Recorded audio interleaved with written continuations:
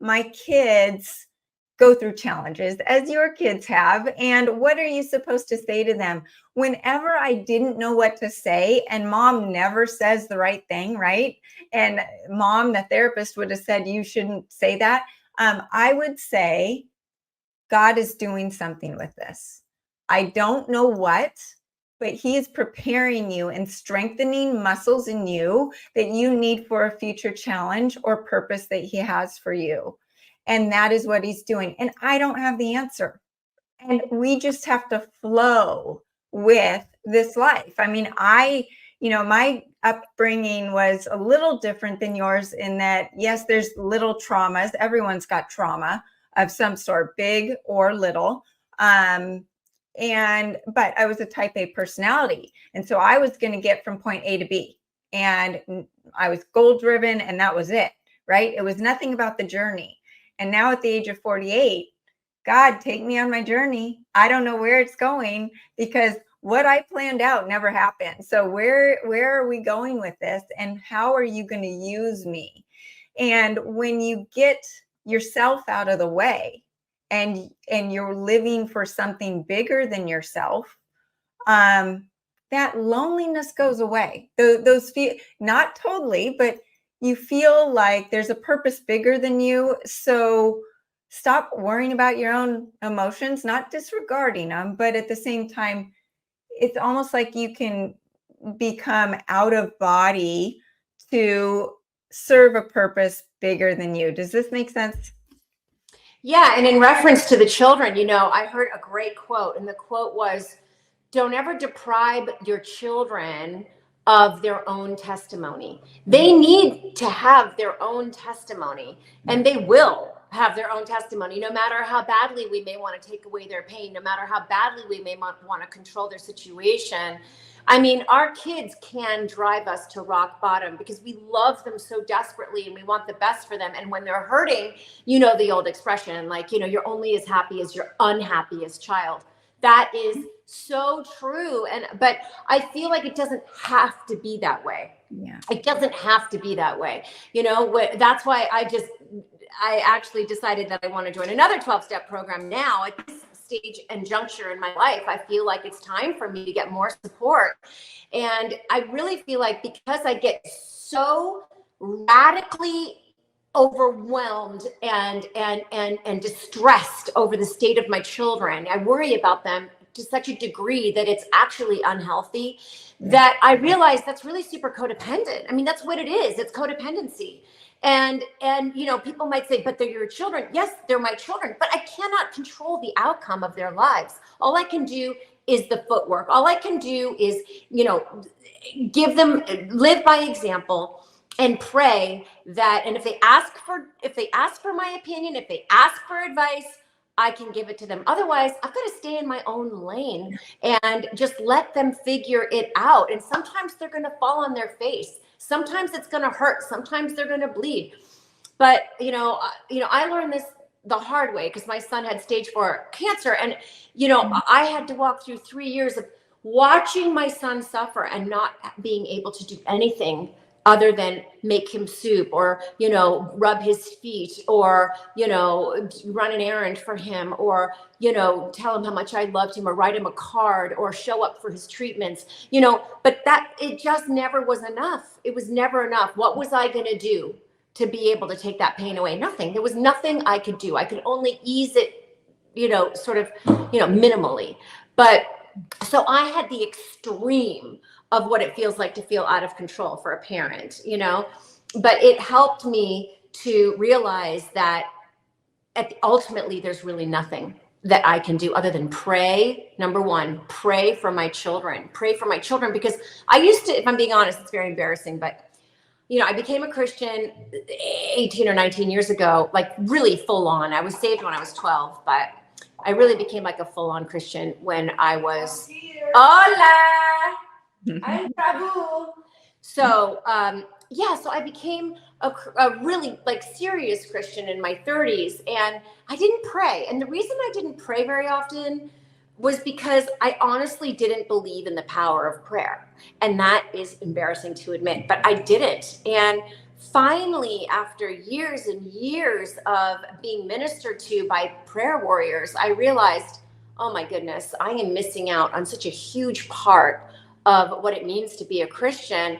And it tested my it tested my faith, barometer, because I really realized, well, if I'm not believing in prayer, then am I really believing that God is listening to me? Am I really believing that there is a God if I'm not believing in prayer? So it helped me really break things down and ask myself the hard questions. And now that I'm praying, I'm a prayer warrior, and I'm praying a lot more often. And I'm, like the Bible says, to pray, what is it? To pray continually. But I'm just getting to this place where I turn my worries into prayers. So instead of obsessing and worrying about something, why not take that time to turn it all around and just say, if it's about finances, whatever, like, Lord, please, I just give you my finances. I give you everything. I trust you. Thy will be done. I give it to you. I place it at the foot of the cross, instead of sitting there going, I'm not going to be able to pay my bills. I'm going to have such and such calling me at the end of the month. I'm going to be, hounded by these people. Why do that to yourself when you could do the opposite and turn it into a prayer? So yeah, I just feel so convicted that prayer is such an incredible tool, and it really is sort of the staple of what it means to be a Christian. If you're not praying, I would urge you to talk to somebody who does pray and let them know that you know what, I'm not praying. I don't believe in prayer. Don't be afraid to say that, because Victoria Jackson, who's a friend of mine, she was on SNL many years ago. Great lady, great actress, great comedian. She always says to me, I pray to the invisible man every single day. I just pray to the invisible man. And I'm like, that's so cool. It's true. It's like we are praying to an invisible man. But at the same time, he is the author of life. He is I always say, Jesus is the source. Everything else is just a resource. So everything else is a resource, but Jesus is the source. So if I'm praying to Jesus, I'm actually praying to the source of all life. Anyways, that's my 2 cents. Take my advice. I'm not using it. Well, it's so interesting. I don't know if you know this, but my son had leukemia at the age of 9. No way. Yes. And so he was truly the start of Accelerated Health Products, because I was on my own health journey. He got his diagnosis. I start bawling. He goes, Mom, why are you crying? You're going to fix me. And I said, you are right. And within a year, the supplements cured his cancer. And so, and as I say that, I am not saying don't go to the doctor. Don't, this was my story. And I have to say that. However, fast forward, as a high schooler, he then had issues with his heart. He was an athlete, never got sick, because now he has the strongest immune system out of anyone. He was Superman, but his heart was stopping, and he was overworking out and not supplementing like he should have been. And when we sat down on the bed, he looks at me and he goes, Mom, we did it once before. We're going to do it again. And that boy, because of that journey, his faith in God is so strong and so cemented. And that boy now is 21, and he will mountain bike ride, go to the gym, and go skiing all in one day, because he appreciates the vessel that God has given him. Now, saying that, he does a lot of things that will drive me and his father crazy, because it's out of bounds of the normal human being. And I sat with him as a 21-year-old, where I have no more control of him, right? I can't worry about him. He is God's child. I've done my work. And I said to him, I said, I pray that you learn all of the hard lessons without dying, because I'm not going to save you from bleeding or from a job loss or getting a bad grade or whatever. That I want you to do that. I want you to feel the pain so that something can grow from it, because you don't grow when things are amazing, right? That's not what life is. And that is where I have I have this new outlook, way different from my high school outlook, that life is supposed to be perfect and I'm going to be the perfect child and make a lot of money and be the perfect mom and all of this stuff. That's not what it's about. It's about, what am I going to learn from the condition I'm in right now and the challenge I'm facing right now? And how do I turn it so that my children see life that as well? Because I think that is the best gift that you can give someone, is to have faith, give it to God. I know people say that flippantly, but literally just say, okay, God, what are you doing with me right now?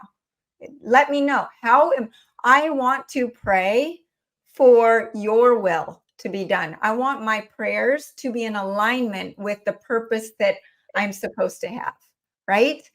People say, well, I prayed for more money in the bank and it never happened. Well, was your prayer in alignment with God's will? That's exactly right. That's exactly right. And I think that sometimes my ego gets in the way of my prayers and, of course, my own elaborate plans of how I think my life should look and my life should turn out. And, there are certain things that are harder to turn over than others.